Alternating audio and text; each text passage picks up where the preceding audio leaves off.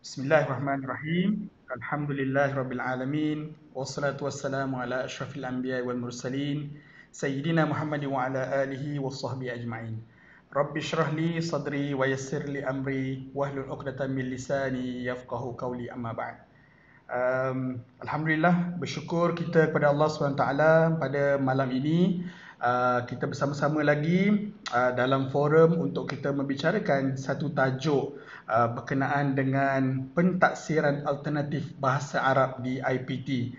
Jadi saya perkenalkan diri dulu, saya Nur Hamimi Zainuddin, Dekan di Fakulti Pengajian Bahasa Utama USIM, bersama dengan rakan-rakan pada malam ini yang akan saya perkenalkan sebentar lagi akan membicarakan tentang satu tajuk yang kini menjadi, saya tak katakan sebagai polemik, tetapi satu isu dan wacana yang perlu kita bincangkan kerana ramai sebenarnya para pensyarah, para penyelidik, pengamal ilmu bahasa Arab dan juga guru-guru di sekolah yang mengajar subjek ini banyak bertanyakan tentang perkara ini, tetapi belum ada satu forum yang saya kira menceritakan ataupun membincangkan tentang perkara ini secara dengan lebih tuntas. Apa yang kita lihat sekarang ni banyak perbincangan yang berkaitan dengan e-pembelajaran, bagaimana nak menggunakan tools pengajaran dan juga apa pedagogi yang sesuai digunakan sepanjang tempoh PKP untuk subjek-subjek yang bukan daripada bahasa Arab. Jadi kita mengambil inisiatif supaya kita nak pastikan bahawa bahasa Arab ini sentiasa berada di hadapan bersama dengan bidang-bidang yang lain.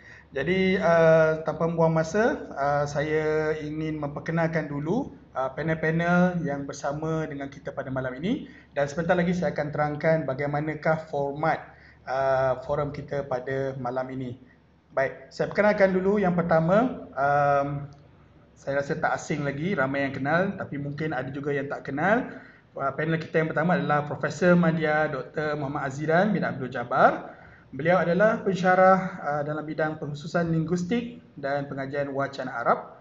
Beliau merupakan dekan di Fakulti Bahasa Moden dan Komunikasi UPM. Kalau ada yang tak tahu, sebelum ini beliau juga pernah dilantik sebagai pengarah di Pejabat Education Malaysia Jordan, Kedutaan Besar Malaysia di Jordan, dan Profesor Madya Dr. Azhiran telah menghasilkan banyak projek pendidikan serta menghasilkan banyak penulisan dalam jurnal, bab dalam buku dan juga proceeding. Sehingga kini beliau juga telah membentangkan banyak kertas kerja dalam konferen dan seminar sama ada di peringkat kebangsaan serantau dan antarabangsa. Selamat datang, ahlan wa sahlan Profesor Madya Dr. Azhiran Abdul Jabbar. Okey. Ahlan, syukran. Seterusnya kita pergi kepada panel yang kedua. Saya rasa ini ramai kenal. Kalau orang Pantai Timur ni kenal, memang kenal sangatlah ya. Banyak berjumpa dengan beliau sama ada di perbincangan ilmiah ataupun di Viva ataupun meeting-meeting yang berkaitan dengan akademik lah untuk pembangunan bahasa Arab. Tidak lain tidak bukan, beliau adalah Profesor Madya Dr. Zul Azhan bin Abdul Halim yang merupakan pensyarah di Pusat Pengajian Bahasa Arab, Fakulti Bahasa dan Komunikasi UNIZA, dan beliau juga adalah mantan dekan Fakulti Pengajian Fakulti Bahasa dan Komunikasi UNIZA. Profesor Madya Dr. Zul Azhan berkelulusan PhD dari UKM dalam bidang pengajian bahasa Arab dan dengan pengkhususan kepada bidang balaghah dan linguistik Arab. Ahlan wa sahlan Profesor Madya Dr. Zul Azhan. Okey, kita terus saja kepada panel ketiga ataupun Al-Mutahaddith Al-Thalith. Tidak lain tidak bukanlah Dr. Muhammad Azrul Azlin Abdul Hamid. Beliau adalah seorang penolong profesor dalam bidang bahasa Arab yang juga menjawat jawatan sebagai dekan di Jabatan Bahasa Arab Kuliah Bahasa dan Pengurusan UT Islam Antarabangsa Malaysia. Jadi malam ni memang kita sajalah panggil dekan-dekan, kita tunjuk dekan-dekan bahasa Arab ni pun kehadapan juga.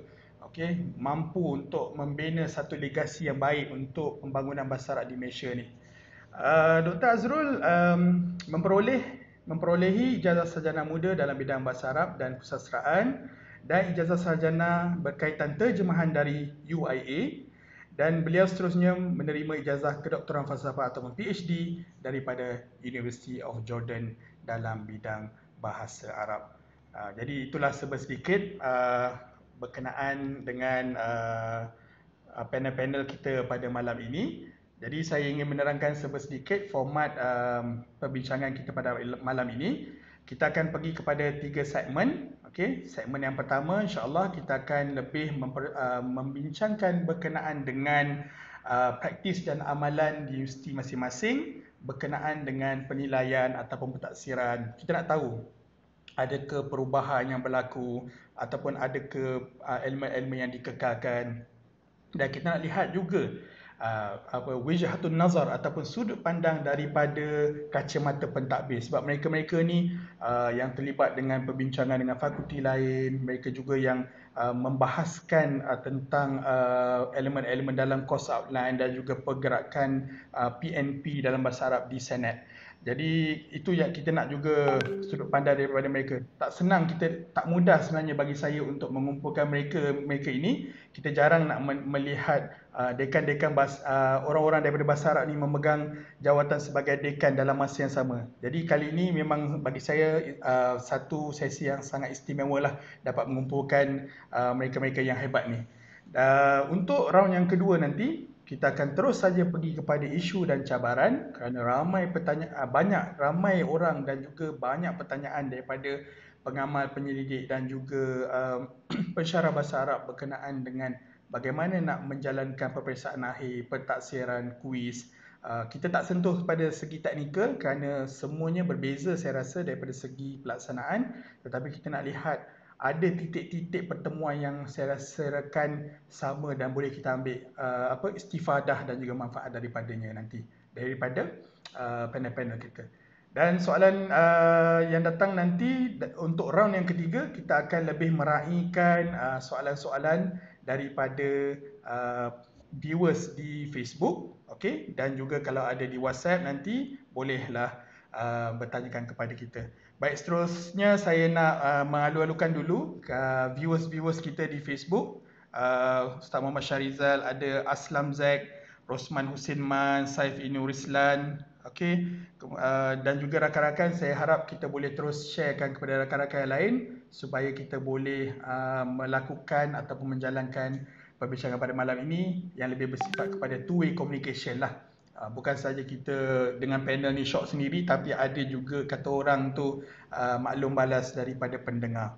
Okey, dan nanti insya-Allah sesi ini juga kita akan direkodkan dan kita akan letakkan di YouTube channel Dr. Hamimi yang boleh saja kita sharekan kepada rakan-rakan ataupun yang pihak-pihak yang membuat joint venture ataupun JV dengan fakulti kita. InsyaAllah saya rasa ada viewers yang daripada negara serantau seperti Indonesia, Singapura dan Brunei yang ingin mendengar juga idea-idea daripada Malaysia. InsyaAllah mungkin nanti ke depan kita boleh menjemput panel-panel daripada luar negara juga.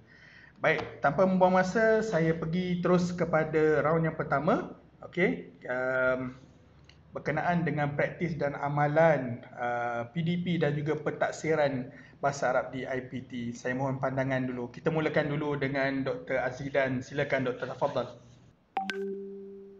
IPT ataupun IPTS memang ada platform masing-masing lah untuk menjalankan kuliah ataupun penilaian secara online lah. Okey, yang kedua, yang seterusnya, bila kita nak menjalankan penaksuran secara online ni, ada beberapa perkara lah yang kita mungkin tak sama. Kalau kita menjalankan penilaian secara fizikal macam ni, kalau kita secara online ni mungkin kita kena buat adjustment. Ada beberapa perkara yang boleh kita buat kalau penilaian itu jalankan secara face to face. Ada juga beberapa perkara yang kita tak boleh buat. Kalau dulu, kalau face to face kita boleh buat, tapi bila kita buat secara online kita tak boleh buat benda tu. Contohnya katakan perkara yang tak boleh, kita mula dengan perkara yang tak boleh dulu lah. Okey. Antara perkara yang tidak digalakkan ataupun tak boleh lah kalau kita nak buat penilaian secara online ni adalah kita jangan kita hantar soft copy penilaian itu awal pada pelajar. Jangan kita hantar dia kalau dalam bahasa dia, do not provide soft copies of the exam to the students and ask them to answer at home and submit it online. Jangan kita hantar soft copy itulah kepada pelajar awal lah. Yang kedua tu adalah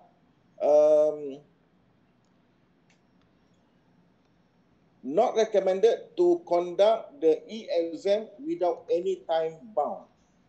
Kita kena tetapkan waktu tertentu. Jangan kita submit soalan ataupun penilaian dan kita bagi kebebasan pada pelajar untuk jawab bila-bila masa dan hantar bila-bila masa. Mesti ada time frame, mesti ada time bound. Kita tetapkan berapa lama, tapi reasonable. Dan prinsip yang ketiga atau jangan kita do not due to the nature of e-exam, it is not recommended to ask low-level types of questions when conducting e-exam. Kita tidak digalakkan untuk menanyakan soalan-soalan yang low level lah. Contohnya tanya definition, sebutkan, uzkurkan. Jadi soalan-soalan macam tu kita cuba elakkanlah sebab itu akan mendedahkan pelajar kepada peniruan dan sebagainya lah. Contohnya kalau katakan kita mengajar subjek fonetik lah kan, fonetik dan fonologi Arab lah. Kalau sebelum ni mungkin soalan kita tanya soalan uzkur al-aswad al-arabiyah allati takunu natijatan min al-asnan. Kita kata sebut bunyi-bunyi Arab yang terhasil daripada al-asnan, gigi. Maknanya pelajar hanya menaraikanlah, menyebutlah, katakan dia senaraikan zal, za, sa dan sebagainya lah. Tapi kalau untuk penilaian penaksiran secara online ni, cuba kita complicatekan soalan tu. Kita cuba untuk mengelakkan pelajar tu dia mungkin possibility untuk meniru ke atau untuk access jawapan tu dengan kita cuba complicatekan. Kita tukar kepada kaifa yatimmu intaj al-aswad al-arabiyah abra al-asnan. Macam mana bunyi-bunyi Arab itu dihasilkan menerusi gigi. Jadi dia akan terangkanlah proses-proses yang berlaku. Makhrajnya, aliran udaranya, keadaan pita suaranya, begitu juga bahagian belakang lidah sama ada mengangkat ke menurun dan sebagainya lah. Jadi kita cuba complicatekan. Jadi possibility untuk pelajar itu meniru ataupun mendapatkan berbincang sama mereka itu rendah. Ataupun kalau kita mengajar, katakan sebelum ini, katakan kita mengajar subjek kritikan sastra Arab ataupun sastra Arab lah, kan. Sebelum ini mungkin kita tanya kalau soalan tu penilaian tu face to face, kita tanya uzkur ta'rif al-adab allazi yuqaddimuhu ad-Dr. Muhammad Mandur. Contohnya lah kita kata nyatakan definisi sastra yang dikemukakan oleh Dr. Muhammad Mandur. Tapi dalam penilaian pentaksiran online ni cuba kita upgradekan, kita complicatekan sikit. Kita kata tahaddas anil usul awil mabadi al-hamma fi ta'rif ad-Dr. Muhammad Mandur lil adab mu'abbiran an araika asy-syakhsiyah. Kita complicatekan. Kita kata bincangkan tentang prinsip-prinsip ataupun prinsip-prinsip yang penting dalam definisi sastra yang dikemukakan oleh Dr. Muhammad Mandur dengan menyatakan pandangan-pandangan personal kamu, pandangan-pandangan peribadi kamu. Jadi kita complicatekan di situ. Jadi dari segi ini akan menjadikan soalan kita itu lebih reliability lah, lebih validity, reliability dan fairness tu akan lebih terselah dalam soalan kita tu lah. Jadi itu yang tadi saya kata tadi adalah perkara yang kalau boleh kita elakkanlah, dan perkara yang perlu kita lakukan dalam semasa kita menjalankan e-penaksiran ini adalah pertama kita kena menggunakan platform yang secara online. Jadi di sini kita kena ambil kira jugalah bandwidth pelajar kita, dan kalau yang low bandwidth tu ada pelbagai kaedah lah. Hatta dengan menggunakan telefon pun kita boleh menjalankan penaksiran. Jadi pelajar-pelajar ni kita tahulah latar belakang berbeza-beza, ada yang B40, ada yang T20 dan sebagainya. Jadi kita kena raikan latar belakang pelajar-pelajar kita ni, tengok dia punya keupayaan bandwidth dia. Begitu juga yang keduanya di sini adalah kita kena letakkan waktu yang tertentulah kita kena set a time limit. Jangan kita bagi terlalu lama. Katakan satu soalan kalau secara fizikalnya kita buat ujian ataupun peperiksaan itu selama 2 jam, tetapi secara e-penaksurannya ataupun secara penaksuran online ni kita bagi terlalu lama, setengah hari ke ataupun 1 hari. Jangan kita buat macam tu, kita bagi yang reasonable lah. Kalau 2 jam, mungkin kita boleh bagi 2 jam juga, ataupun mungkin kita boleh increase sampai maksimum pun saya rasa 3 jam. Mungkin kita ambil kira dari segi bandwidth dan dari segi masalah-masalah yang berkaitan dengan connectivity dan sebagainya lah. Begitu juga dari segi soalan pun tadi yang saya kaitkan tadi adalah jangan kita produce soalan-soalan yang mudah pelajar jawab, ataupun yang pelajar Google-nya terus dapat jawapan tu, ataupun pelajar WhatsApp kawan dia terus dapat jawapan tu. Jadi kita kena complicatekan supaya pelajar tak ada ruang untuk ke arah itu. Saya rasa dalam penilaian secara fizikal pun kadang-kadang kita buat, pensyarah pun buat juga macam tu. Maknanya soalan-soalan yang diberikan tu ada peringkat-peringkat.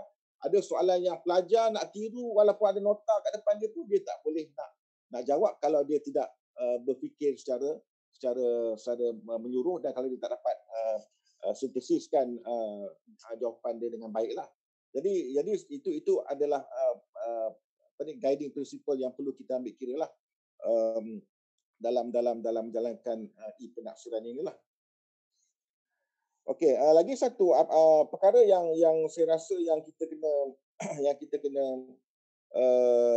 ambil kira juga adalah kita kena bila kita nak menjalankan e-penaksuran ini, jangan terus kita bagi tahu pelajar, katakan pada sekian tarikh, pada sekian hari bulan, terus kita nak buat e-penaksuran tanpa membuat trial run dulu, tanpa membuat tanpa prepare pelajar tersebut dengan e-penaksuran. Sebaik-baiknya beberapa hari sebelum ataupun 1 hari sebelum kita buatlah trial run dengan pelajar tersebut. Mungkin ada pelajar-pelajar yang tak biasa dengan assessment online, ataupun kita nak tengok dari segi sequence, dari segi perjalanan e-assessment tersebut.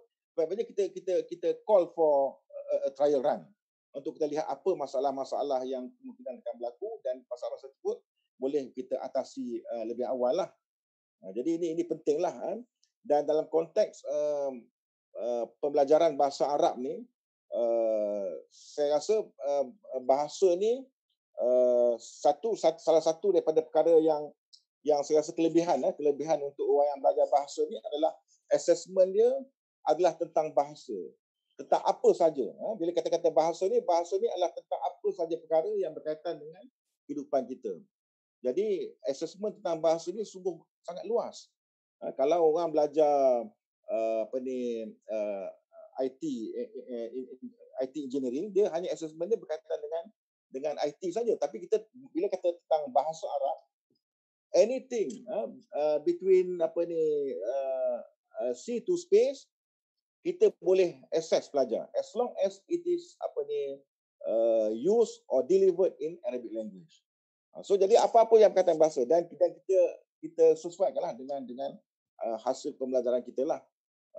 Jadi dengan sebab itulah saya rasa untuk kita mana possibility untuk, kalau katakan penilaian ataupun pentafsiran bahasa Arab itu akan mendedahkan pelajar kepada amalan peniruan dan sebagainya, saya rasa possibility itu agak rendah dalam konteks kita menjalankan penilaian bahasa Arab lah, sebab bahasa ini sungguh luas dan kita boleh akses apa sahaja untuk menyukat kemahiran berbahasa pelajar berkenaan lah. Jadi saya rasa itu untuk peringkat awalnya. Terima kasih Dr. Hamid. Okay, jazakallahu khairan kathira Dr. Azidan. Alhamdulillah kita telah mendengar beberapa butir mutiara daripada Profesor Maja Dr. Azidan. Alhamdulillah saya ingin mengalu-alukan beberapa viewers kita di Facebook. Okay, kita ada Profesor Maja Dr. Abdul Raif Hassan, Nazmi Taufik, Dr. Abdul Halim Ahmad, dan juga rakan-rakan yang mendengar kita daripada, saya kira ada daripada Indonesia dan juga daripada Brunei. Alhamdulillah. Jadi saya akan simpulkan nanti selepas panel ketiga. Saya dah mencatatkan dah beberapa intipati daripada panel. Kemudian saya akan talkhis nanti. Baik, tanpa buang masa, kita terus beralih kepada panel yang kedua. Profesor Madya Dr. Zul Azhan Abdul Halim daripada UNIZA. Silakan Doktor. Terima kasih. Bismillahirrahmanirrahim. Assalamualaikum warahmatullahi wabarakatuh. Alhamdulillahi wa kafa wa salamun ala ibadihi alladhina istafa. Terima kasih kepada Profesor Madya Dr. Hamimi selaku pengerusi majlis, ahli panel yang dihormati Profesor Madya Dr. Azidan dan Dr. Azul Azrin, dan seterusnya penonton-penonton yang dikasihi sekalian. Umum mengetahui bahawa apabila kita bercakap tentang kepensyarahan, bahawa setiap pensyarah mestilah menguasai dua perkara. Yang pertama, ilmu ataupun maklumat tentang pedagogi. Dan yang kedua adalah ilmu tentang pentaksiran. Okay. Dan kedua-dua perkara ini merupakan perkara yang mencabar, di mana kesemua pensyarah mesti menguasai kedua-dua perkara ini. Dan apabila sekarang ini kita berada di era pandemik COVID-19, keadaan ini, situasi ini adalah lebih-lebih lagi mencabar. Saya katakan begitu kerana sekarang ini PDP dan juga pentaksirannya adalah sepenuhnya secara dalam talian ataupun online. Saya irafikan bahawa sebelum ni kita ada blended learning dan kita ada kelas online dan kelas face to face. Tetapi sekarang situasinya telah berubah. Kedatangan COVID-19 ini telah merubah segala-galanya, merubah kehidupan kita, membawa datang satu normal baru. Dan dalam konteks kita, apa yang kita bincangkan pada malam ini adalah yang berkaitan dengan PDP online ataupun secara dalam talian dan juga penilaian dan pentaksiran. Dan sepatutnya kita sebagai tenaga pengajar, pensyarah dan guru-guru memang kita perlu menguasai kedua-dua perkara ini, iaitu pengajarannya secara dalam talian dan juga penilaian dan pentaksiran. Barulah perkara ini akan menjadi lengkap. Okey. Saya rasa saya tidak perlu huraikan panjang tentang penilaian dan pentaksiran kerana panel pertama tadi telah menjelaskan dengan sejelas-jelasnya. Alhamdulillah. Cuma kalau boleh Dr. Hamimi dan juga ahli panel dan juga penonton-penonton, saya akan fokuskanlah kepada amalan-amalan yang melibatkan PDP online dan juga penilaian dan pentaksiran ini yang dilakukan di UNIZA, dalam konteks UNIZA oleh Dr. Hamimi. Okey, untuk kita tengok macam mana pengurusan hal ehwal akademik di UNIZA ini mengurus cabaran pandemik ini. Okey. Kalau boleh saya ringkaskan, sebelum itu kalau boleh saya berkongsi sedikit maklumatlah tentang akademik di UNIZA. Okey, di UNIZA kita ada 15 PTJ akademik, 15 pusat tanggungjawab akademik, di mana kita ada 11 fakulti, kita ada satu pusat pengajian teras PPT, dan kita ada satu pusat asasi dan perubatan UNIZA yang kita panggil sebagai PUSPA.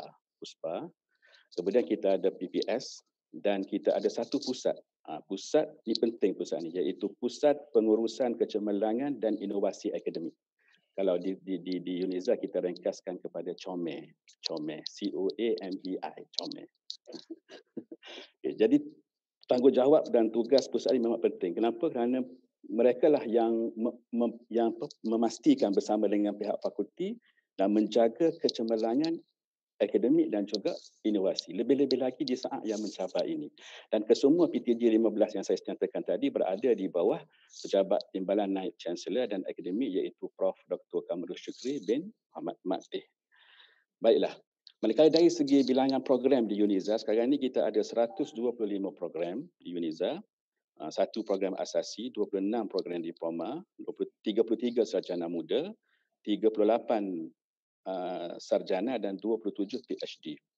Jadi di sinilah kita perlukan satu tim, satu kerjasama yang mantap kesemua PTJ akademik dalam menguruskan hal ehwal akademik di UNIZA supaya mutu dan kualiti akademik tidak terjejas di era pandemik. Okay. Inilah apa yang UNIZA telah lakukan sepanjang PKP ini dan sehingga ke hari ini dan akan berterusan insya-Allah selepas ini, semasa dan pasca PKP. Jadi kalau boleh saya ringkaskanlah kronologinya apa yang kita lakukan di UNIZA ini. Okay. Secara ringkasnya, yang pertama apabila berlakunya pandemik, kita batalkan acara-acara akademik. Kemudian kita kena pastikan pensyarah-pensyarah kita yang terlibat dengan COVID-19 dan sebagainya untuk menjamin keselamatan pensyarah. Kemudian kita adakan survey kepada pelajar dan juga pensyarah tentang kecapaian dan juga kesediaan mereka untuk melakukan PDP online. Kemudian pihak TNC Akademik dan Antarabangsa dan juga pihak Comel telah mengeluarkan kalender akademik untuk diguna pakai oleh UNIZA. Kemudian mereka juga mengeluarkan garis panduan dan carta alir pentaksiran. Kemudian diadakan kursus-kursus persediaan PDP secara online dan juga kursus-kursus persediaan penilaian dan juga pentaksiran. Kemudian juga kursus-kursus yang melibatkan perubahan pada performa khusus ataupun DCI, detail cost information khusus, ya. Dan kemudian juga diadakan simulasi.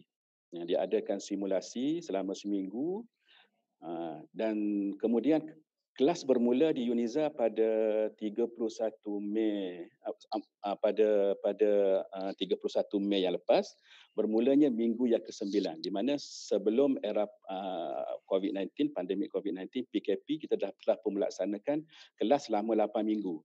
Di mana pensyarah menggunakan pakai DCI ataupun performa khusus yang sedia ada. Kemudian berlakunya PKP dan semasa PKP itulah pihak universiti, PTJ Akademik dan kesemua dekan fakulti, pengarah-pengarah pusat dan juga pensyarah-pensyarah saling bekerjasama berganding bahu untuk memperlengkapkan dan mempersediakan diri mereka untuk menghadapi PDP online dan juga penilaian dapat pentaksiran secara sepenuhnya. Diadakan simulasi selama seminggu daripada 17 hingga 21 Mei. Kemudian pada 31 Mei baru ni kita mulakan kelas. Okey. Dan selepas 2 minggu kita mulakan kelas. Dalam minggu ini pihak Comel tadi meminta laporan daripada setiap fakulti perjalanan PDP online untuk penambahbaikan seterusnya. Okay. Jadi ini adalah secara ringkas yang berkenaan dengan apakah tindakan UNIZA dalam menyahut cabaran pandemik ini yang melibatkan akademik. Baik. Kemudian dalam konteks yang lebih spesifik, di Fakulti Bahasa dan Komunikasi, okay, dalam bidang apa ataupun perkara yang berkait dengan pentaksiran ni, okey. Alhamdulillah kami di fakulti memang cakna dan memang sangat mengambil berat akan kesediaan pensyarah dan juga pelajar kami dalam berhubung dengan perkara ini. Di mana kami di peringkat fakulti dan juga di peringkat pusat pengajian selalu memastikan agar pensyarah dan juga pelajar tidak terlepas. Pensyarah contohnya tidak terlepas daripada kursus-kursus yang dianjurkan oleh pihak UNIZA berhubung dengan dua perkara ini. Okay. Kemudian pemantauan juga dilakukan oleh pihak ketua pusat pengajian, pihak jawatan kuasa kualiti dan juga pihak timbalan dekan akademik untuk memastikan bahawa hasrat kementerian iaitu no one left behind. Itu kita jaga perkara itu dan kita nak pastikan yang kualiti akademik itu tidak terabai. Kerana antara perkara isu yang ada dibangkitkan oleh sesetengah pihak, mungkin di sana ada pihak yang menyuarakan mungkin mereka akan melihat kepada graduan pelajar-pelajar yang bergraduat di era COVID ini, bagaimanakah kompetensi mereka, bagaimanakah PDP mereka, bagaimanakah penilaian dan pentaksiran mereka, adakah sama dengan graduan-graduan yang bergraduat sebelum era sebelum era COVID ini. Jadi di sana mungkin akan ada isu yang timbul. Maka saya gialah dan memanglah UNIZA telah mengambil perhatian akan perkara ini dan menjaga kualiti dan juga mutu akademik. Okey. So itu di peringkat fakulti. So di peringkat yang lebih spesifik lagi, alhamdulillah kami di Pusat Pengajian Bahasa Arab. Dan untuk makluman bahawa bahasa Arab di UNIZA ini ada di 2 fakulti. Satu di Fakulti Bahasa dan Komunikasi dan satu lagi di Fakulti Pengajian Kontemporari Islam. Alhamdulillah, pensyarah-pensyarah saya spesifiknya yang terlibat dengan bahasa Arab dalam perbincangan kita pada malam ini, alhamdulillah saya melihat, alhamdulillah mereka sangat-sangat cakna dan sangat-sangat mengambil berat akan PDP secara dalam talian dan juga penilaian dan pentadsiran kerana mereka tidak mahu pelajar-pelajar bahasa Arab mereka tertinggal berbanding dengan pelajar-pelajar dalam bidang ataupun program-program lain. Okey. Baiklah, kalau kami di UNIZA, kami secara wajibnya, secara resminya kami mewajibkan pensyarah-pensyarah menggunakan sistem yang kita namakan sebagai KLIP, KELIP, sistem online kita di mana pentaksirannya adalah wajib dilakukan di dalam klip, okey, dan kesemua bukti-bukti kehadiran pelajar, perjalanan kelas PDP online semuanya dipantau melalui klip. Okey, itu adalah platform yang utama.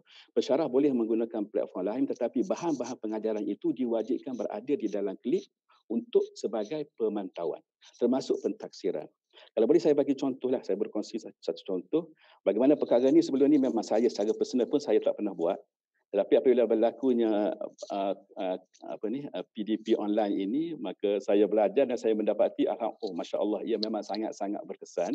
Okey. Kalau sebelum ini kita hanya mungkin meletakkan bahan-bahan video dan sebagainya di dalam platform klip, platform online universiti yang resmi. Kemudian kita mungkin akan ada test ataupun ujian yang pelajar boleh akses, boleh ambil pada masa-masa tarikh yang tertentu. Okey.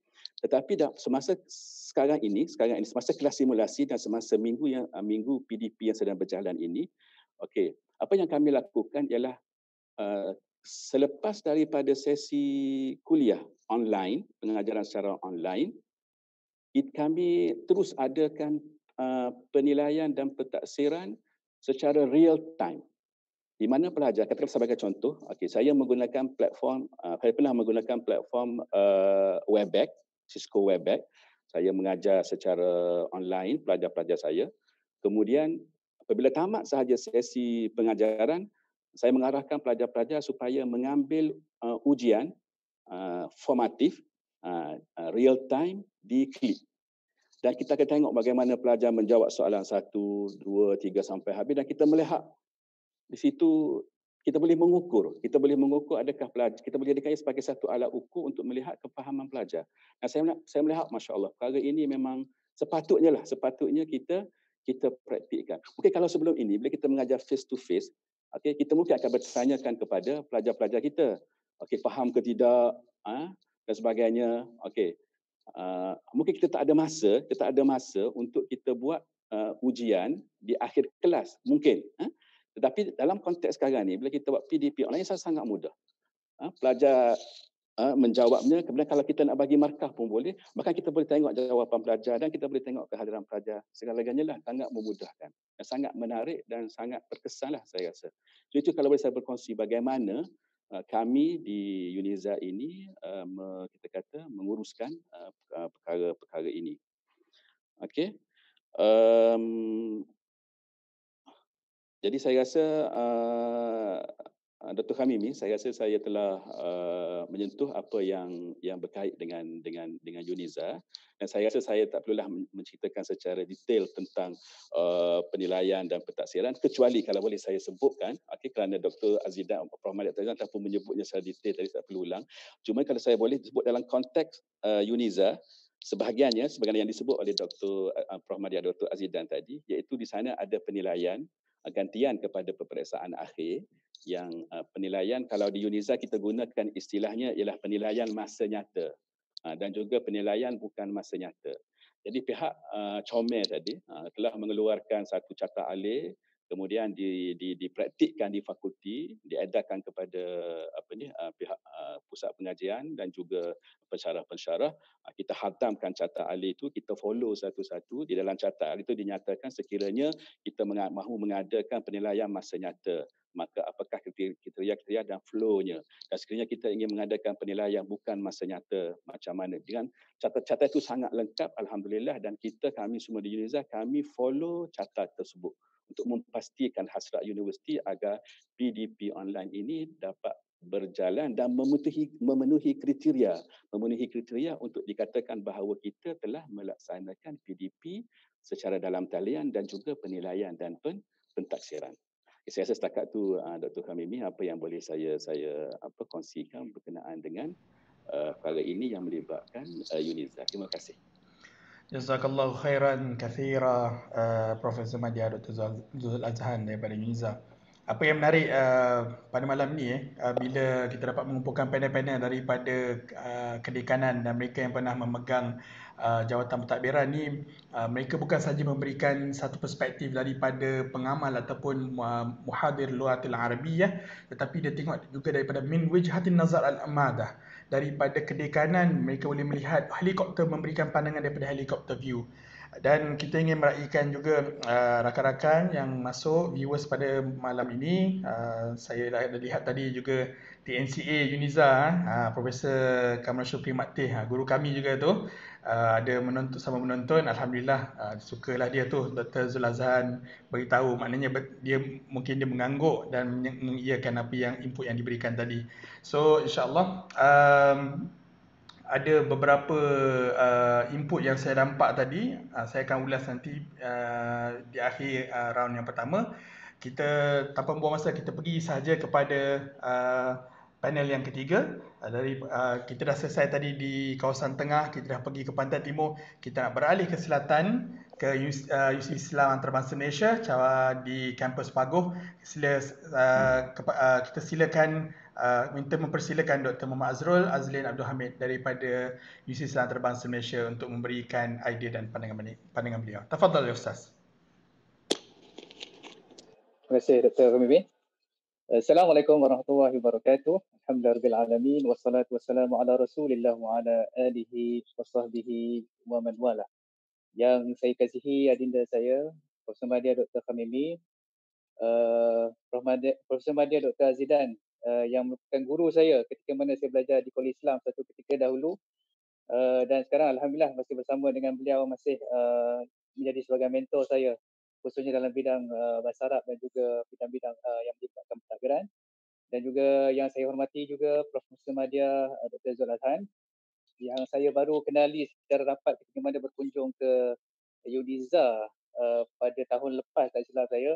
Jadi alhamdulillah ini merupakan satu titik pertemuan di antara kami bertiga, dan kemudian bertemu dengan Dr. Kamimi, dan insya-Allah kita akan rancakkan perjuangan bahasa Arab di Malaysia ini, dan kita akan bawakan kepada semua yang menonton tokoh-tokoh dalam bahasa Arab, dan kita sediakan platform kepada mereka untuk berbincang tentang isu-isu bahasa Arab di Malaysia. Jadi banyak yang kita nak bincangkan dalam isu bahasa Arab ini. Maka pada hari ini kita mengambil peluang untuk melihat dalam fasa pandemik COVID-19 ini, kita melihat sebenarnya sedar ataupun tidak sedar semua ahli panel, ia merupakan satu rahmat bagi kita. Sebab apa? Sebab bila tekanan ini dia menghasilkan kreativiti. Saya masa sembang dengan rakan pensyarah saya di UIA ni, orang Arab, saya tanya guna apa masa mengajar. Jadi bila dia kata dia tak tahu, tak ada idea nak guna apa, saya kata boleh guna Zoom. Dia kata Zoom, itulah pertama kali dia mendengar perkataan Zoom, dan itulah pertama kali dia mendengar perkataan Google Meet, juga pertama kali mendengar perkataan Microsoft Teams dan sebagainya. Maka ini merupakan satu ruang untuk seseorang lebih kreatif apabila berhadapan dengan pandemik seperti ini, maka dia keluar daripada comfort zone sebenarnya. Maka ini yang perlu kita tekankan kepada semua pensyarah. Buat sesuatu itu jangan kita berada dalam comfort zone sahaja, maka perlukan kita untuk keluar, melihat di luar sana pelbagai teknik, pelbagai strategi yang boleh kita amalkan, khususnya ketika berhadapan dengan pandemik ini, bagaimana kita menguruskan khususnya PDP, pengajaran dan juga pembelajaran ini, khususnya dalam konteks bahasa Arab. Jadi untuk perbincangan kita pada malam ini, Profesor Madya Dr. Azizan telah menguraikan secara panjang tentang apakah itu pentadsiran, dan juga Profesor Madya Dr. Zul Azhar membicarakan tentang konteks di UNIZA. Jadi saya nak berkongsi kepada semua yang menonton pada hari ini dari sudut strategi bagaimana kita boleh melihat dan mengambil pentadsiran akhir ini sebagai salah satu medium untuk kita melihat pencapaian dan juga kemahiran pelajar. Okey, yang pertama apa yang perlu kita set dalam minda kita adalah kita menukar sesuatu pentadsiran itu bukan kerana kita mahu, tapi kita kena tahu kenapa kita perlu tukar. Ini perkara yang penting. Kita jangan sekadar tukar kerana orang lain tukar dan kita menukar dengan perkara yang sama. Jadi apa yang perlu kita tahu, perkara penting seperti yang disebutkan oleh Dr. Zul Azhar tadi adalah ilmu pedagogi, ilmu pentadsiran, dan sekarang satu ilmu lagi yang perlu kita masukkan iaitu ilmu penggunaan teknologi. Dan saya rasakan di kebanyakan universiti kita mengalami masalah ini, masalah pensyarah yang kurang berkemahiran dari sudut penggunaan teknologi. Dan alhamdulillah di UAE kita semasa di awal berlaku pandemik, kita mengadakan pelbagai bentuk bengkel, pelbagai bentuk seminar membincangkan bagaimana untuk kita memperkasakan penggunaan teknologi dalam PDP ini. Baik. Antara strategi dalam pentadsiran yang boleh kita lakukan adalah yang pertamanya kita perlu melihat learning outcome terlebih dahulu. Di mana kita lihat dalam kos online kita ada learning outcome yang digariskan di situ, maka itu menjadi sebagai garis panduan kepada kita bagaimana untuk kita merangka jenis pentadsiran yang menggantikan pentadsiran sedia ada. Itu adalah asas utama yang perlu kita tekankan. Maka ini membentuk satu objektif bagaimana kita membentuk pentadsiran ini. Yang pertama. Yang kedua, perlu melihat mekanisme yang sesuai untuk dilaksanakan pentadsiran tersebut.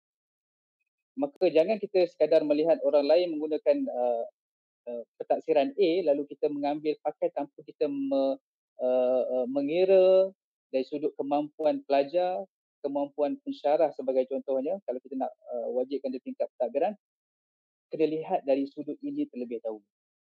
Okey. Dan tambahan lagi, kita perlu melihat kekangan pensyarah dan juga pelajar dari sudut mengamalkan dan mengambil pentadsiran yang sebegini. Okay? Dan antara ruang yang perlu kita berikan kepada pensyarah juga memberikan flexibility kepada mereka. Sebab kita kena ingat, one size cannot fit all. Maksudnya setiap subjek tidak sama, subjek A tidak sama dengan subjek B. Subjek B tidak sama dengan subjek C. Maka kita perlu berikan ruang kepada pensyarah untuk memilih pentadsiran yang bersesuaian untuk digantikan, khususnya kita katakan sebagai pentadsiran akhir ini. Maka ini perkara penting yang perlu kita lakukan, sebab kita takut kalau kita sekadar mengambil acuan itu tanpa kita mengkaji terlebih dahulu kesesuaian dengan subjek yang kita ajar, maka kita takut ini akan menimbulkan masalah dan menyebabkan pentadsiran yang kita lakukan itu gagal, seterusnya memberikan kesan kepada pencapaian pelajar. Jadi di UAE khususnya di Paguh kita bagikan untuk pentadsiran akhir ni kita bagi kepada 3 options. Okey, 3 pilihan. Pilihan yang pertama, contoh katakan peperiksaan akhir ada 40 markah. Okey. Option yang pertama yang kita bagi ruang kepada pensyarah adalah masukkan markah ini ke dalam pentadsiran yang lain. Maksudnya, contohnya ada quiz, ada assignment. Jadi kita masukkan pentadsiran ini ke dalam, contohnya quiz kita ada 10 sebelum ini. Jadi kita ambil sedikit jadikan 20. Okey. Cuma kena ingat bila quiz 10 dengan quiz 20 markah, maka rubriknya berbeza. Itu perlu jelas, rubriknya berbeza dan juga soalannya mungkin sedikit berbeza. Dia tidak boleh kita samakan antara kuis yang mempunyai markah sebanyak 10 ataupun kuis yang punya markah sebanyak 20. Jadi perlu bezakan antara dua. Ataupun kita masukkan 10 markah lagi ke dalam assignment. Katakan assignment sebelum ni 30, kita jadikan sebagai 40. Maka soalan-soalan dalam assignment juga perlu diubah supaya bersesuaian dengan 40 markah yang kita tambah 10 tadi yang kita ambil daripada pentaksiran akhir. Itu option yang pertama. Option yang kedua adalah kita memberikan ruang untuk menukarkan peperiksaan akhir ini kepada bentuk assessment lain yang tidak ada sebelum ini di dalam kos online. Maksudnya kita menambah pentaksiran baru. Ini option yang kedua. Okey, maksudnya sebelum ni katakan kita tak ada soalan ataupun yang berbentuk refleksi tentang subjek tersebut. Maka kita tambahkan bentuk pentaksiran lain, okey, menggantikan penilaian akhir tadi. Option yang kedua. Option yang ketiga adalah dengan terus menukar peperiksaan akhir itu kepada bentuk yang ada equivalent persamaan. Contohnya open book sebagai contohnya. Okey, open book exam. Okey, markahnya sama. Okey. Cuma ada beberapa perkara yang perlu kita lihat bila mana kita menukar kepada open book. Okey. Kalau taksiran akhir kita laksanakan proses vetting, penilaian soalan-soalan tersebut, begitu juga open book exam itu perlu dilakukan proses vetting sebelum diberikan kepada pelajar. Okey. Dan apa yang kita gariskan juga, sebelum kita bagi penilaian ini kepada pelajar, kalau dilaksanakan sebagai penilaian secara online, secara penuh, maka apa yang perlu kita lakukan adalah dengan kita buat mock trial ataupun mock exam tersebut. Jadi kita nak melihat dari sudut masalah, okay, apa yang berlaku sebelum penilaian itu dilaksanakan sepenuhnya secara online. Jadi apa yang pentingnya bila mana kita nak melaksanakan pertukaran pentaksiran ini, okey, dua perkara penting khususnya dalam bentuk soalan. Okey, pentaksiran akhir kita lihat ada soalan-soalan yang berbentuk MCQ dan sebagainya, tetapi dalam bentuk open book kita perlu melihat seperti mana disebutkan oleh Dr. Azidan sebentar tadi, soalan itu perlu diubah dan dia lebih menekankan kepada critical thinking, keupayaan berfikir, soalan lebih banyak kepada kaifa walimada. Ini perlu diubah supaya pelajar cari dalam buku tak jumpa, search dekat internet tak jumpa, maka dia perlu berfikir untuk menjawab soalan tersebut. Jadi saya rasa ini antara perkara penting yang perlu kita ketengahkan dalam pentaksiran ini. Dan kita kena ingat dalam bahasa Arab kita mengukur beberapa kemahiran, okey, yang khusus iaitu maharatul istima', maharatul qira'ah, maharatul kitabah dan juga maharatul muhadathah. Okey.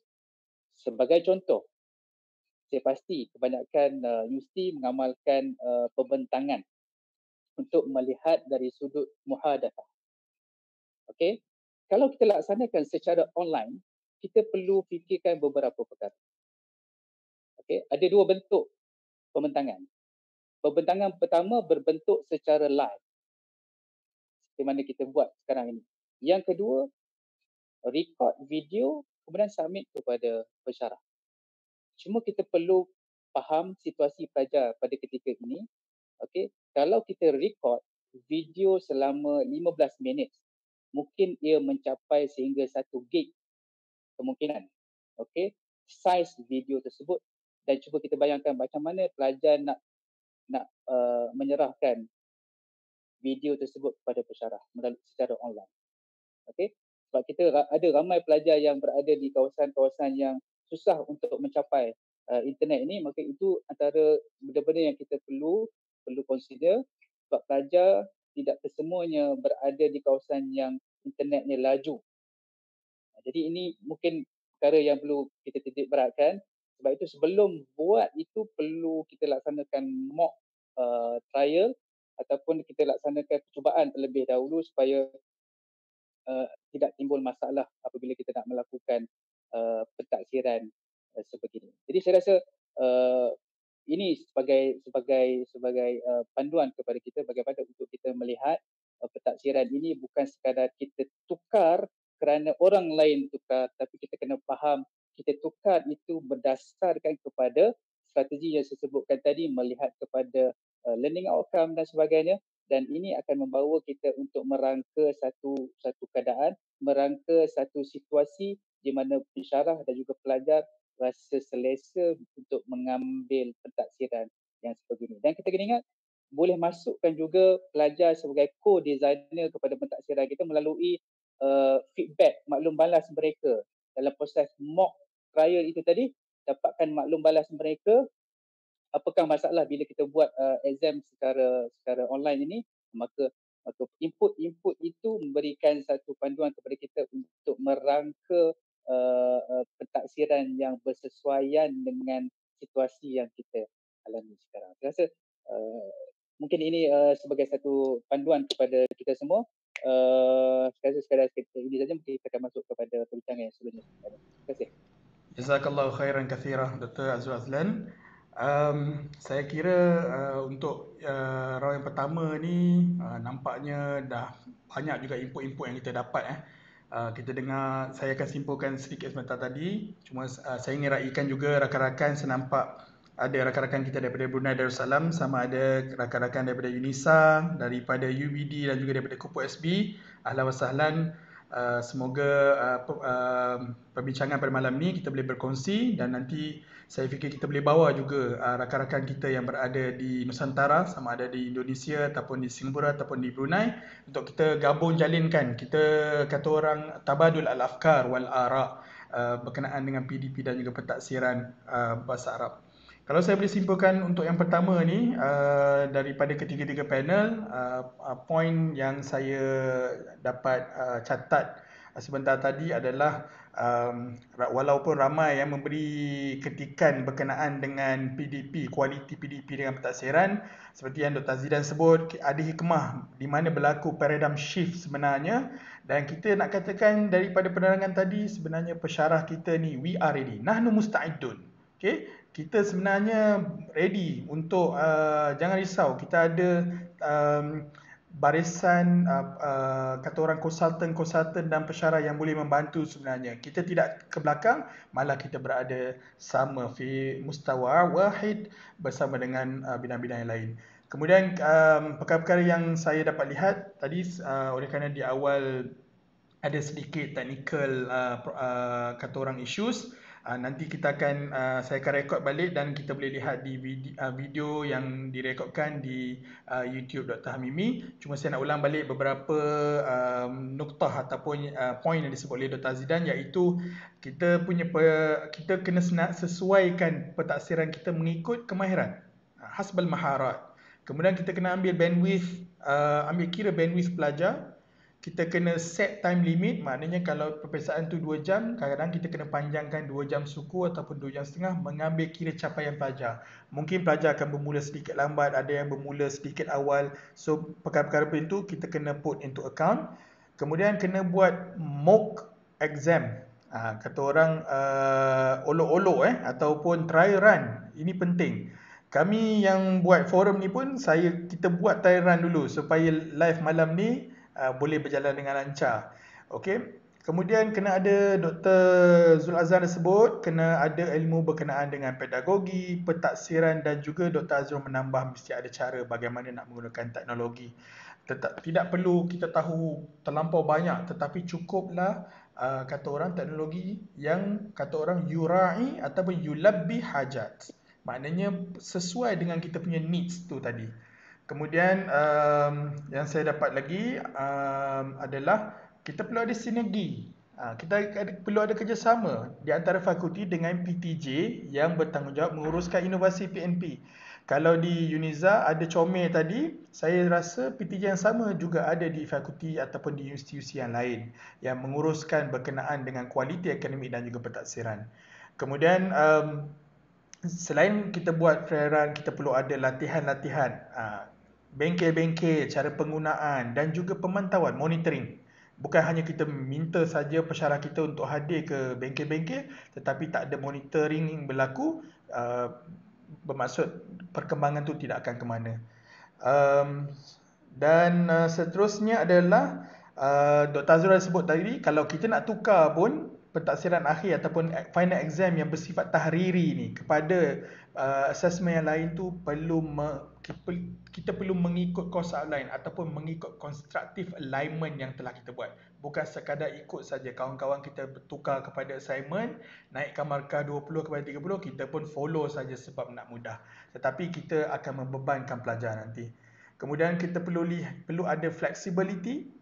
Kemudian tadi Dr. Azrul ada sebut 3 option, sama ada kita masukkan markah final exam kepada pentaksiran carry mark yang lain ataupun kita tukarkan final tu kepada pentaksiran yang lain ataupun kita tambahkan penaksiran yang tiada di dalam course outline. Semua ini perlulah dibincang bersama dengan subject matter expert. Dan perlu ada vetting. Walaupun kita nak tukar, kalau tak ada vetting, bermaksud tak ada validity ataupun reliability level kepada pentaksiran yang baru yang kita ubah tadi. Dan yang terakhir yang saya suka adalah kita menjadikan pelajar kita sebagai co-pilot.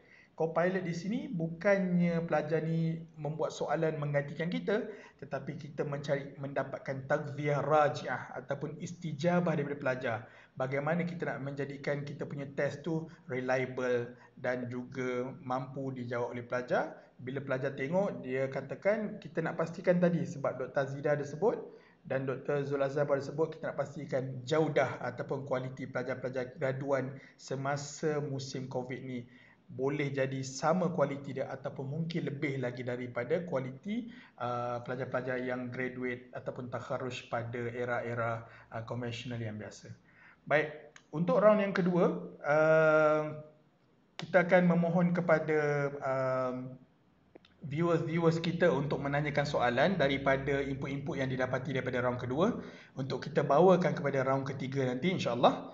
So kepada viewers di Facebook Live pada malam ini, boleh nyatakan soalan-soalan anda. Saya akan bacakan nanti mengikut kesesuaian dan masa yang ada, insyaAllah.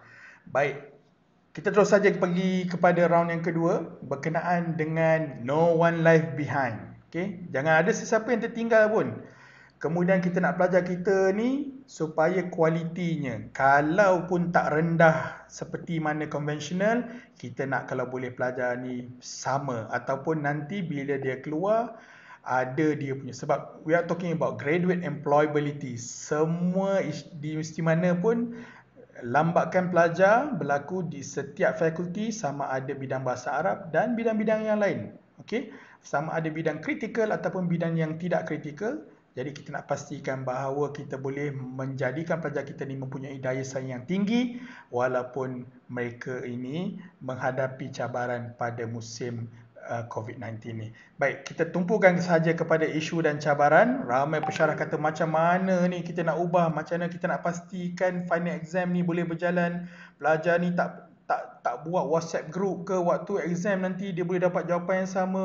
Kalau buat open book test ke, walaupun kita boleh buat macam-macam cara, tak boleh copy paste, tapi pelajar ni bukan kadang-kala, fi aghlabil ahyan, dia ni lebih bijak daripada pesyarah kan. Kita bukan nak menuduh, malah kita mengatakan pelajar kita ni kebanyakannya semuanya memang jujur, baik, akhlak yang baik.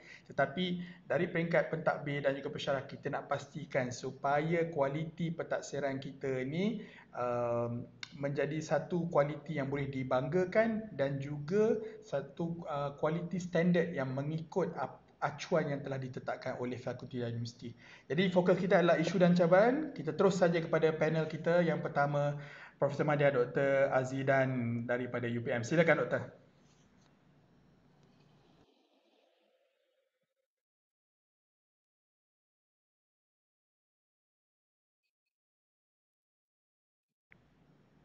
Dr. Azidan, sila on mic.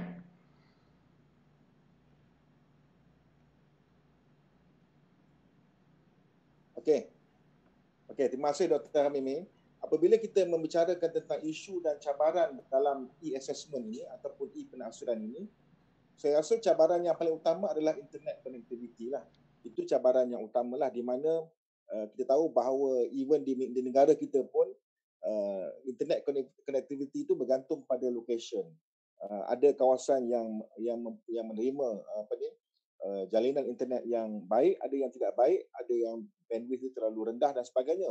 Begitu juga dari sudut kemampuan pelajar kita untuk subscribe internet ni. Ada yang disebab ada yang terpaksa share even bukan kata internet, gadget pun terpaksa share dengan ahli keluarga, dengan adik-beradik, dengan mak ayah dan sebagainya. Ini saya rasa satu cabaran. Ada yang kadang-kadang bila kalau kelas kita makan masa 2 jam, mungkin 2 jam, kalau kelas pensyarah lain 2 jam, mungkin satu hari itu habis dia punya data internet dah habis. Jadi isu-isu ni yang perlu kita pertimbangkanlah.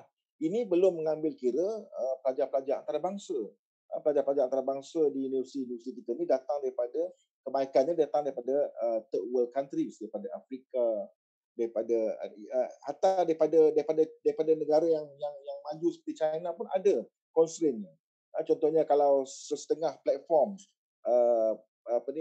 pembelajaran online ni ada yang tidak boleh diakses di negara-negara tertentu, ada yang akses tu mengambil masa yang lama disebabkan oleh restriction setempat, dia mengambil masa yang lama. Jadi macam mana cabaran kita ni adalah bagaimana kita nak menjalankan assessment itu secara smooth. Kalau kita pilih secara real time ataupun secara segera, macam mana kita nak pastikan ianya berjalan secara smooth. Okay. Cabaran yang lainnya saya lihatlah dari sudut kesediaan pelajar dan pensyarah untuk embrace teknologi inilah ataupun normal baharu ini. Memanglah situasi pandemik sekarang ni memang sama ada like it or not, whether we like it or not, kita terpaksa go for online. Jadi tetapi masih lagi sebenarnya masih lagi sebilangan daripada kita ni yang masih lagi agak keberatan untuk menerima perubahan tersebut. Masih lagi mengharapkan supaya situasi ini mungkin akan berakhir tidak lama lagi dan semuanya akan kembali kepada seperti sebelum pandemik dan sebagainya. Pada saya itu adalah satu alasan untuk kita tidak mahu berubah. Tetapi untuk kita nak nak menggerakkan pelajar dan juga tenaga pengajar ini untuk berubah ke arah penggunaan virtual ataupun secara e-learning ini ataupun e-assessment ini merupakan satu cabaran pada setiap institusi pengajian tinggi lah. Saya kira dengan sebab itulah seperti yang disebutkan tadi oleh Dr. Zul Azhan, universiti saya rasa dia telah mengeluarkan guideline, mengeluarkan carta ahli, mengadakan siri-siri latihan webinar, siri-siri latihan secara online di mana pensyarah dan juga pelajar dilibatkan untuk menguasai teknologi ini. Selain daripada itu, tidak semestinya apa yang diusahakan oleh pihak IPT juga terdapat. Kalau kita kalau kita tengok dalam YouTube bermacam-macam latihan dan juga panduan yang diberi untuk kita menggunakan aplikasi-aplikasi online ini. Saya sendiri pun kadang-kadang saya nak shortcut, kadang-kadang yang universiti buat tu terlalu lama, mungkin 2 jam kita dengar, tapi saya nak shortcut, saya ambil yang dalam YouTube-nya mungkin dalam 5 minit. 5 minit kita dah boleh tahu at least yang perkara-perkara basic untuk macam mana nak guna Zoom, macam mana nak guna Webex, macam mana nak guna Google Meet dan sebagainya. Kita boleh ketahui dengan dalam masa kadang-kadang dalam 2 hingga 5 minit kita dah tahu dah apa dia punya perkara-perkara asas untuk kita gunakan aplikasi-aplikasi tersebut lah. Begitu juga saya lihat facilities dari sudut facilities sebab benda ni berlaku secara agak mendadak juga bila pandemik ini bila WHO mengisytiharkan pandemik dan kerajaan kita telah mengisytiharkan movement control order, kita pun tak sempat nak pergi beli gadget baru ke, nak subscribe internet yang lebih laju ke. Begitu juga universiti pun tak sempat nak prepare gadget-gadget yang ataupun teknologi-teknologi yang lebih baik untuk kegunaan pensyarah. Pelajar-pelajar pun begitu jugalah kan. Masih lagi pensyarah yang masih lagi memiliki desktop yang lama, yang tak ada kamera, laptop yang berkapasiti rendah dan sebagainya. Jadi ini akan mengambil masa lah untuk melakukan upgrade ni lah, upgrade dari sudut fasiliti dan sebagainya lah. Jadi ini memanglah rungutan-rungutan ni pun kita banyak kerap dengarlah pelajar-pelajar gadgetnya mungkin satu, lepas berkongsi dengan semua adik-beradik dan sebagainya. Jadi ini adalah satu masalah yang saya rasa akan mengambil masa lah untuk kita bersedia daripada aspek inilah. Sebab kita ni boleh kita katakan bahawa kita tak sempat nak sediakan payung, tiba-tiba hujan lebat dah turun. Tapi kita nak teduhkan juga diri kita ni. Dengan apa cara sekalipun lah. Sekarang ni kita pakai apa cara? Mungkin ambil pelepah pisang ke, ambil pelepah kelapa ke untuk lindung diri kita ni. Tapi untuk jangka panjang, kita kena ada letakkan facilities dan juga kemudahan tu yang bersesuaian lah. Dan cabaran lain yang saya tengoklah dari sudut penyediaan, kalau dalam konteks di penaksaran inilah penyediaan bank soalan yang sesuai lah. Kita tak boleh katakan bahawa soalan yang kita kemukakan secara penaksaran ataupun secara peperiksaan secara fizikal tu boleh diguna pakai dalam peperiksaan secara online. Tidak, macam saya explain tadi tu, kita kena buat pengubahsuaian dan kena pelbagaikan. Sebab mungkin oleh kerana pelajar-pelajar ni mengambil peperiksaan pada masa yang sama secara online, mungkin ada possibility untuk mereka meniru dan sebagainya. Jadi cara kita deliver soalan tu kena strategik lah. Mungkin soalan kita berbeza-beza bagi setiap kumpulan pelajar ataupun susunan soalan tu berbeza-beza. Ataupun kita macam saya kata tadi, kita gunakan teknik di mana kita complicatekan soalan tu. Dia Google macam mana pun dia tak boleh dapat jawapan yang direct. Dia mesti kena synthesize idea untuk dapatkan jawapan yang betul lah, yang tepat. Jadi itu strategi kita bagaimana kita nak bangunkan soalan. Jadi saya rasa mungkin selepas ni IPT boleh fokuskan lah macam mana kita nak bangunkan soalan secara online. Peperiksaan secara online ni tentulah memerlukan pendekatan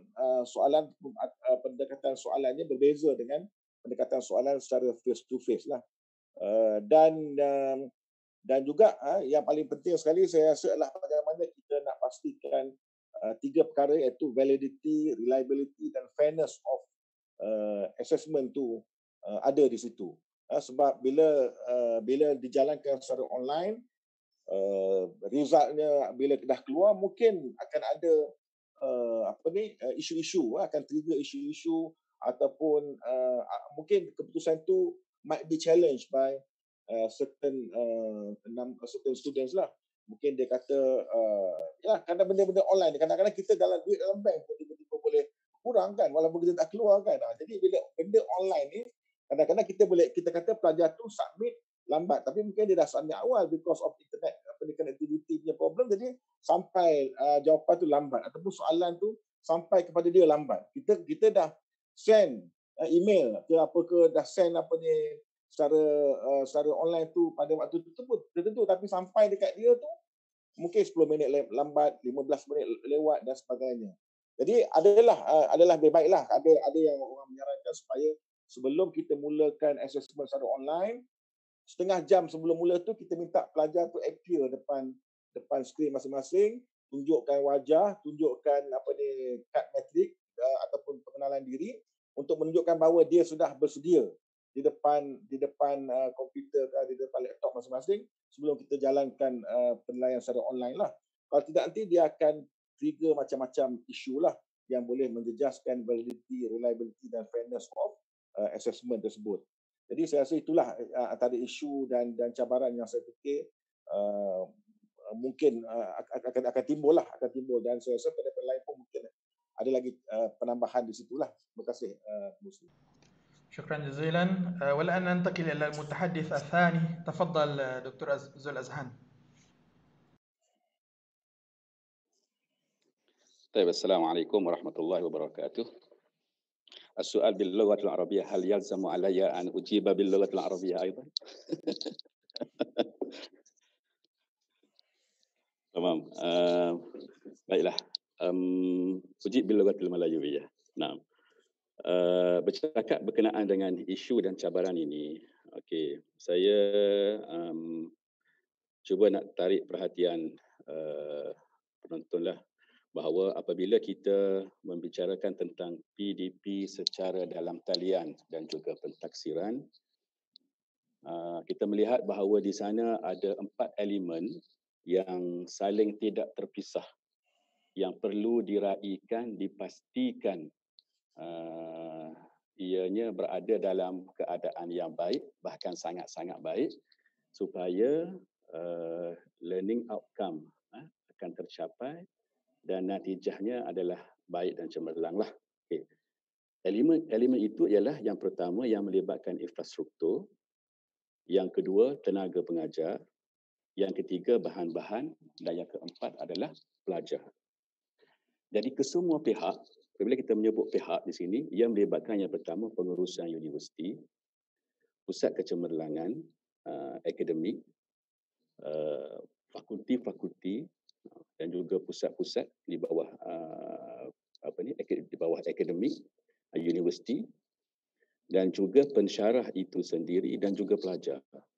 Kesemua pihak ini kena saling berganding bahu untuk memastikan kejayaan PDP online ini untuk menyahut cabaran-cabaran dan juga untuk menyelesaikannya dan seterusnya menatijahkan perkara yang baik dan cemerlang lah.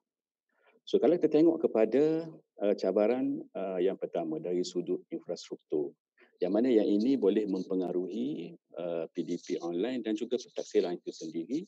Okey, kita semua tahu bahawa mungkin di sana di setengah universiti ataupun institusi pendidikan ada masalah dari sudut server. Cuba bayangkan, okey, kesemua kursus di sebuah universiti diadakan secara concurrent, serentak. Maka di sana dari sudut infrastruktur memang tidak cukup mungkin dengan satu ataupun dua server, maka pihak universiti perlu menambah server. Maka di sinilah peranan pihak pengurusan bagaimana untuk mengatasi cabaran ini. Kalau boleh saya berkongsi dalam konteks UNIZA, di mana UNIZA sekarang menggunakan 5 server untuk mengelakkan crash yang berlaku apabila kesemua kelas online ini berlangsung serentak. Okay. Baik. Kemudian juga daripada sudut infrastruktur juga, okay, ia melibatkan apa yang kita sebutkan tadi iaitu garis panduan, carta alih dan sebagainya yang disediakan oleh pihak pusat pembangunan akademik. Okey. Okey, ini pun satu cabaran sebab ia adalah satu benda yang baru. Okey. Baik, di sana ada dokumen-dokumen resmi dari pihak kementerian, dari pihak MQA, maka pihak-pihak pusat pengurusan akademik ini perlu hadam perkara itu, perlu cakna perkara itu dan hadam dan kemudian sampaikan kepada pensyarah agar pensyarah dan juga PTJ-PTJ akademik juga faham dan dapat melaksanakannya. Okey, itu daripada sudut infrastruktur cabarannya. Okay, cabaran yang kedua adalah pada sudut tenaga pengajar. Okey. Cabaran dari sudut tenaga pengajar ni ada dua perkara. Pertama, dirinya sendiri, kesediaannya untuk melaksanakan PDP online dan juga pentaksiran dan juga kesediaannya untuk menyediakan bahan-bahan yang perlu dimuatkan secara online di mana bahan itu terbagi kepada dua, sama ada bahan pengajaran ataupun bahan-bahan pentaksiran, soalan-soalan pentaksiran. Maka di sinilah cabaran kepada mereka dan di sinilah cabaran yang besarlah bagaimana untuk mengubah mindset mereka bahawa mereka boleh melakukannya. Dan di sini mereka memerlukan sokongan daripada pihak pengurusan, daripada pihak pusat pembangunan akademik, daripada sokongan daripada pihak fakulti, daripada pihak pusat pengajian, bahkan sokongan daripada kawan-kawan, terutamanya pensyarah-pensyarah muda biasanya, okey, yang mahir tentang perkara ini agar membantu pensyarah-pensyarah yang senior, kita kata, yang senior yang mungkin tidak biasa dengan PDP online dan sebagainya. Okey, saling membantu untuk mengubah cabaran mindset ini. Okey. Dan yang ketiga adalah elemen yang melibatkan pelajar. Okey, di mana kita tahu bahawa pelajar yang ramai, beribu-ribu orang pelajar ini ada bermacam-macam situasi keadaan mereka berada di rumah. Okey. Kerana mereka ada dari golongan B40, M40, maka kita kena meraihkan perkara ini. Okey, pihak universiti perlu di dalam survey yang mereka lakukan, mereka perlu mengambil cakna tentang tiga perkara kalau boleh. Yang pertama tentang line internet, kesediaan daripada segi line internet. Okay. Yang kedua dari segi alatan, contohnya penggunaan laptop ada ke tidak, ya. Komputer macam mana. Yang ketiga adalah dari sudut sosioekonomi pelajar tersebut. Bagaimana keadaan mereka di rumah. Sebab ada pelajar yang dari golongan B40 yang mungkin berkongsi bilik dengan adik-adik. Okay. Dalam satu rumah mungkin ada 12-13 orang keluarga. Okay. Yang mana situasi itu tidak kondusif untuk dijalankan PDP online, bahkan pentaksiran mungkin. Maka perkara-perkara inilah yang cabaran-cabaran yang perlu dilihat oleh pihak universiti, fakulti, pusat pembangunan akademik dan juga pensyarah. Okay. Cuma di sini saya nak fokuskan kepada satu perkara, satu elemen, iaitu tentang kepensyarahan. Pensyarah lah, tentang cabaran pensyarah di dalam nak menyediakan bahan PDP online ataupun dan juga bahan pentaksiran. Okey, saya melihat, saya pensyarah dan sahabat-sahabat semua, ahli panel semua adalah pensyarah. Okey, di fakulti kita tengok, okey, apabila datangnya pandemik COVID-19 ini, kita melihat pensyarah kita ini terbahagi pada peringkat awal lah, pada peringkat awal terbahagi kepada dua golongan, dua puak. Okey, ataupun dua mazhab kita kata. Okey, mazhab yang pertama dia okey, tak ada masalah. Sebab apa dia okey? Sebab dia mungkin pernah biasa dengan PDP online sebelum ni dan dia memang ada ilmu tentang perkara itu, dan dia pensyarah yang mungkin dari mazhab yang sanggup menyahut cabaran, okey, dan dia rasa dia boleh melakukannya. Dan ada juga pensyarah sebaliknya yang dia merasakan sudah ini satu benda yang baru, mungkin kita akan susah, kita akan ada cabaran yang hebat, adakah kita akan dapat mengatasinya, melakukannya. Okey. Maka fokus saya kepada golongan yang kedua. Okey, kepada golongan yang kedua yang mungkin melihat perkara ini pada peringkat awalnya memang ada masalah, maka macam mana kita nak mengubah mindset mereka agar mereka juga boleh melakukannya sama dengan pihak ataupun golongan yang mazhab yang satu lagi. Maka di sinilah cabaran, di sinilah peranan itu perlu datang daripada kesemua pihak. Maksud sayanya pengurusan tertinggi universiti, di fakulti, kedekanan, timbalan-timbalan dekan, ketua-ketua pusat pengajian, permudahkan untuk mereka perkara-perkara yang melibatkan PDP online dan juga pentaksiran. So saya permudahkanlah ini, mungkin melayan kerana mereka, soalan-soalan mereka dan sebagainya. Yang pentingnya ia berjalan untuk manfaat pelajar. Okey. Dan juga pensyarah itu sendiri kena melihat, pensyarah itu sendiri kena melihat bahawa ini adalah satu perkara yang baru yang tak dapat tidak, dia tak boleh lari daripada perkara ini dan dia perlu hadapinya. Dan dia adalah menghadapinya dengan sebaik-baiknya. Sebab apa? Sebab ia akan melibatkan pelajar yang dihasilkan itu, pelajar yang akan bergraduat, yang akan mengambil kursusnya, yang akan mengambil soalan-soalan peperiksaannya dan kemudian akan mendapat markah dan kemudian bergraduat. Maka dia sebenarnya dengan setanggungjawabnya sebagai seorang pensyarah, dia mesti mengubah mindset dia untuk memastikan pelajar yang dilahirkan di era pandemik ini bermutu dan berkualiti berbanding dengan pelajar-pelajar, sama dengan pelajar-pelajar, bahkan mungkin lebih berbanding dengan pelajar-pelajar yang pelajar-pelajar lain. Okey, so di sinilah saya melihat sebagai pensyarah, memang pensyarah perlu sangat cakna kepada pelajar.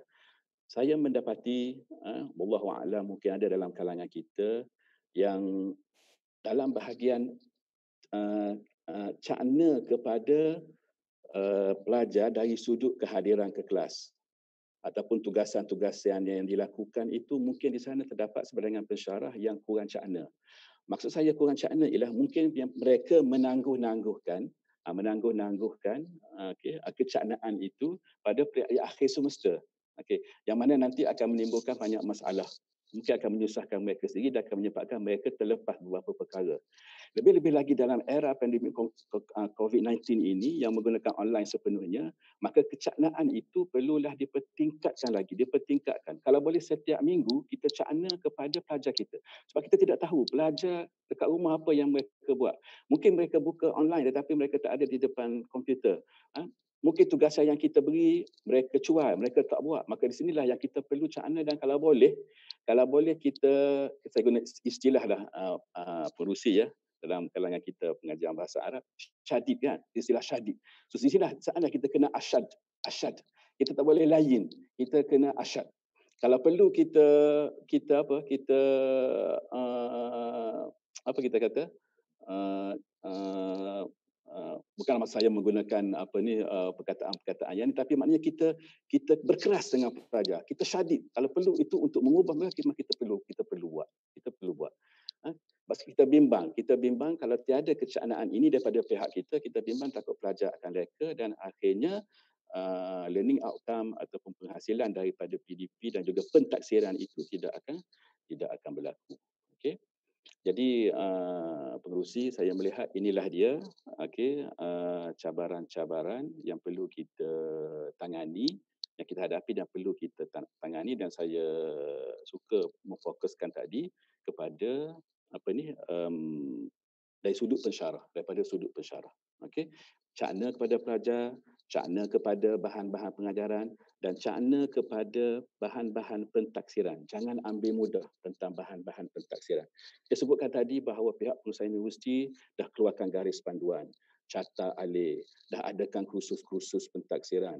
Bahkan ada kursus-kursus pentaksiran secara online di YouTube dan sebagainya. Maka di sinilah kecaknaan pensyarah-pensyarah ini untuk jangan tinggal perkara ni.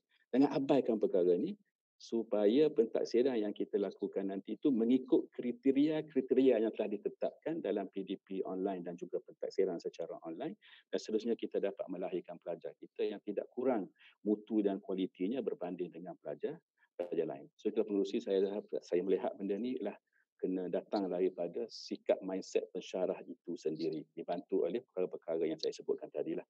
Terima kasih pengerusi. Masya Allah, jazakallah khairan. Masya Allah ya Basha, Masya Allah ya Basha. Ya salam. Okey, Izan, kita faham daripada situ. Kalau saya boleh kongsikan, saya boleh simpulkan kronologi yang sebut tadi. Yassiru wala tu'assiru. Kita permudahkan, jangan susahkan. Tetapi kita jangan pula memudah-mudahkan. Dan ada juga di masa-masa kita perlu jadi syadid ataupun kemutasyaddiddan, kerana kita syadid minta pelajar ni ambil ihtimam. Walaupun mereka belajar di rumah, pentaksiran ni ada sedikit perubahan, tetapi kita nak pastikan juga bahawa pelajar ni tetap juga mengambil intibah, mengambil berat terhadap kerana ini menentukan masa depan mereka.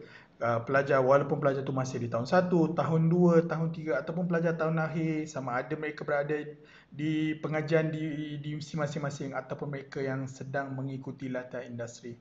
Baik, بدون إضاعة الوقت ننتقل إلى لا نقول متحدث نهائي أو متحدث الأخير بل متحدث الثالث ألا وهو دكتور أزرول أزلين. دكتور أزرول أزلين عبد الحميد من جامعة إسلامية عالمية ماليزيا. تفضل يا أستاذ. شكرا. إذا وجد الماء بطل التيمم. خلاص يعني. Bila panel pertama dan juga panel kedua telah menjelaskan dengan panjang lebar tentang cabaran yang dilalui khususnya di sini, saya sekadar nak menambah hanya dua poin saja. Yang pertamanya, seperti mana yang Dr. Azhan sebutkan tadi, dari sudut kita memudahkan pelajar, sebenarnya kita tersepit di antara memudahkan pelajar dan juga menjaga kualiti. Maka ini antara cabaran besar kepada pensyarah dan juga pentadbir, bagaimana untuk kita menentukan kualiti pentaksiran yang kita tukarkan daripada bentuk yang asal pada bentuk online ini. Itu satu cabaran bagi kita semua, dan ia bukan kerja dekan, ia bukan kerja pensyarah saja, tapi ia adalah kerja semua yang terlibat dalam proses pengajaran dan juga pembelajaran. Maka apa yang perlu kita lakukan adalah bagaimana kita nak letakkan set weightage pentaksiran alternatif itu sama dengan pentaksiran asal yang terdapat di dalam kos online yang telah digariskan. Itu yang pertama. Dan sejauh mana relevannya pentaksiran alternatif itu berkaitan dengan pengetahuan ataupun kemahiran yang kita nilai. Kita takut apabila kita menukar channel daripada bentuk secara face to face kepada online, ada kemahiran-kemahiran tertentu yang kita tertinggal. Maka ini perlukan satu bentuk monitoring, satu bentuk pengawalan bagaimana untuk kita melihat kualiti ini, dalam masa yang sama kita nak memudahkan pelajar. Ini antara perkara yang kita tidak boleh kompromi, tapi pada masa yang sama kita nak pelajar mudah sebab kita faham situasi mereka bukannya senang untuk belajar di rumah, bukan sekadar masalah internet tapi kalau kita nampak ada masalah sosial lain yang berlaku dalam keluarga pelajar-pelajar kita. Ada yang nak balik ke asrama bukan sebab internet tetapi sebab masalah keluarga menyebabkan mereka tak boleh belajar di rumah. Itu antara perkara-perkara yang perlu kita berikan perhatian. Poin yang pertama. Yang kedua adalah isu dari sudut plagiarism. Ini antara perkara yang saya rasa perlu kita lihat juga untuk menjaga kualiti pentadsiran yang kita berikan, maka kita boleh menjangkakan, bukan kita nak bersangka buruk, tapi ini adalah persediaan sebagai pendidik. Kita melihat pengalaman kita bagaimana kerja-kerja yang dihasilkan itu diambil daripada hasil kerja orang lain. Maka seperti yang kita bincangkan di permulaan tadi, maka soalan-soalan yang berbentuk higher order thinking skill itu perlu diperbanyakkan. Semoga pelajar-pelajar ni tak dapat nak cedok maklumat ataupun jawapan tersebut secara mudah melalui internet dan sebagainya. Yang kedua, mungkin kita boleh juga untuk menentukan soalan-soalan yang unik yang tidak kita berikan sebelum ini, menentukan dari sudut kompleksiti soalan tersebut. Semoga dengan kita menentukan itu, ia akan memberikan satu panduan kepada pelajar bahawa soalan yang kita bakal berikan kepada mereka itu bukanlah soalan yang seperti biasa, tapi memerlukan satu pemikiran, satu usaha untuk memahamkan soalan dan bagaimana untuk menjawabnya. Dan antara yang boleh kita lakukan juga sekarang ni kita banyak Dr. Mimi kita nak check plagiarism ni, contohnya macam Turnitin. Ini antara software yang boleh kita gunakan untuk kita check sama ada pelajar ini membuat kerja mereka sendiri ataupun mengambil daripada luar tanpa meletakkan sumber maklumat tersebut. Jadi saya rasa ini antara dua cabaran yang perlu kita ambil berat, terutamanya bila berhadapan dengan pandemik ini. Maka kita nak bantu pelajar dan pada masa yang sama kita nak jaga kualiti pentadsiran, sebab di hujung nanti kita nak menghasilkan pelajar yang sama dengan pelajar yang datang ke kelas sebelum ini. Mohon maaf. Hasanan, barakallahu fiik, jazakallahu khairan. Kalau saya boleh buat talkhis sikit kepada round yang kedua ni, komen ataupun ta'liqat, iktirahat daripada panel-panel, saya dapat simpulkan pertama sekali kepentingan penyediaan bunukul as'ilah. Kita kadang-kadang kita tak ambil berat, kita ada soalan, ada pesyarat. Saya bukan nak kata orang suuzan, tapi kadang-kadang mungkin diri saya sendiri kita menggunakan soalan recycle sampai orang tu boleh lihat ini soalan saya dah jawab dah. Mungkin dulu ayah saya dekat universiti yang sama pun menjawab soalan yang sama, kita tak pernah ubah ataupun vetting tidak berlaku dengan baik. Jadi persediaan, kalau kita punya istiqdad ataupun persediaan kita membina bank soalan tu ada cukup baik. Jadi insya-Allah datang cabaran-cabaran yang pelbagai pun insya-Allah kita tak panik sangat kerana kita mempunyai satu bank soalan yang reliable, yang telah kita test, kita uji dan kita lihat mampu meraihkan pelbagai jenis keadaan. Kalau saya boleh ulang kembali, dalam beberapa tahun yang lalu ada satu bengkel PDP di Universiti Melaya. Kita memberikan satu situasi pada waktu itu. Bayangkan sekiranya waliyazubillah kalau fakulti anda terbakar, adakah PDP dan juga pentadsiran mampu dilakukan secara normal? Pensyarah pada waktu itu daripada pelbagai universiti tercengang juga dan tak tahu nak jawab macam mana kerana mereka tidak pernah menghadapi masalah dan juga ujian sebegitu berat. Tetapi dengan adanya COVID-19, walaupun universiti tidaklah kita katakan terbakar, tetapi kita nampak PDPC ataupun PDP dan juga pentadsiran tidak lagi mampu dilakukan between ataupun within four walls. Okey, dalam mortar and brick tu kita kena luaskan lagi. Dan kalau dalam dunia open dan distance learning, ini adalah satu norma yang memang mereka dah hadapi sebelum PKP lagi.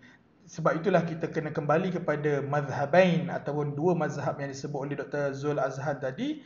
Satu mazhab ataupun satu peringkat di mana mereka ni telah biasa dengan mereka ataupun mudah untuk adopt dan adapt. Manakala ada golongan yang merasa payah dan sukar macam mana dan kita nak buat.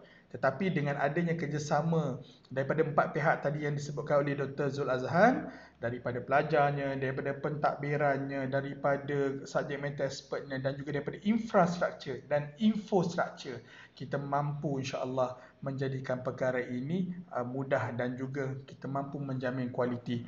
Baik, saya kira kalau ada soalan-soalan daripada viewers boleh saja typekan di Facebook Live, dan saya dapati ada satu soalan komen-komen daripada pelajar, daripada viewers kita berkenaan dengan refleksi pelajar.